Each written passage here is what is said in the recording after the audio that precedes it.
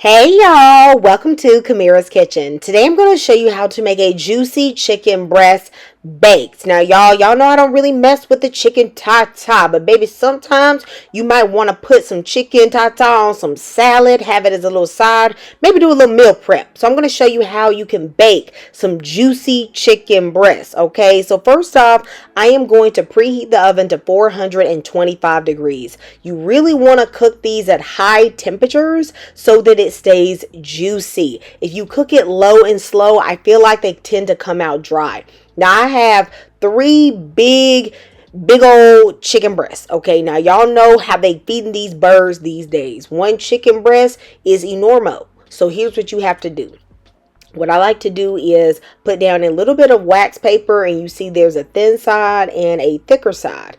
And then I'm going to put the wax paper over the chicken breast, and then I am going to pound out the side that is thicker so that it becomes more even. I also find that this makes the chicken breast a bit more tender. Now, those of y'all that are bougie and you have a meat mallet, baby, go ahead and use it. But honey, I'm going to use my rolling pin because I don't have no meat mallet. Do you hear what I'm trying to tell you? Okay. Now, once I have the chicken breast fairly even, I'm going to do this to the rest of them. Now, I do this pretty much every time I bake chicken breast. I know some people don't like to do it, but I find that if you don't do this step, the chicken breast really cooks unevenly. That tip cooks so quickly, and then the other side really needs to cook longer. So if you do have the time, I suggest it. Once I have pounded out my 3 chicken breasts, I'm going to season them really however I want. You can do this however you want. These are the seasonings that I tend to go for. I have Sazon Tropical, some garlic, scallion, allspice seasoning, pepper, thyme, buttery steakhouse seasoning, some paprika. You guys can use whatever you like, but I will put the measurements down in the description box.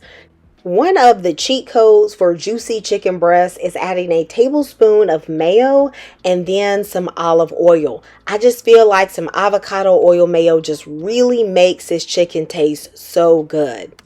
I'm using about a half of a teaspoon each of every seasoning that I showed you, except the thyme. I'm only using a fourth of a teaspoon of thyme. You could also just replace that with Italian seasoning or mixed herbs.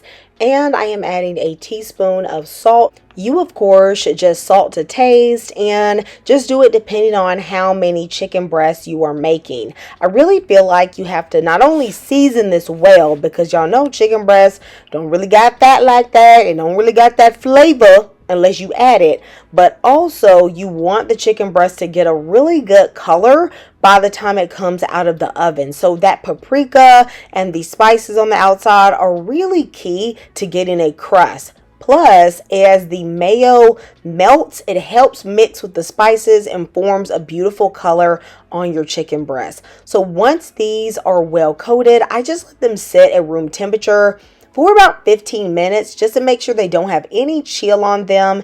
And then I'm going to add them to a baking sheet with some parchment paper. I like to just add an additional very light spray of olive oil to help with the color, and a meat thermometer I feel like is really critical to getting the chicken breast right, okay? Because if you overcook it, it is done.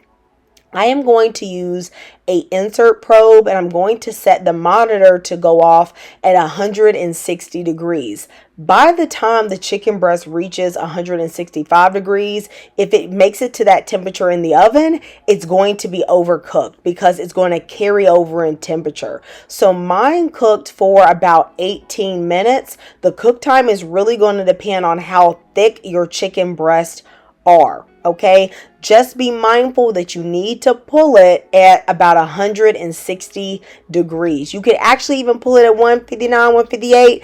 It will carry over to 165. Now, you do need to let these rest for about 7 minutes. It's much better to let your meat rest longer and warm it up than to cut it too early and let all the juices run. But as you can see, this chicken breast is juicy, it is delicious, and it is ready for your meal.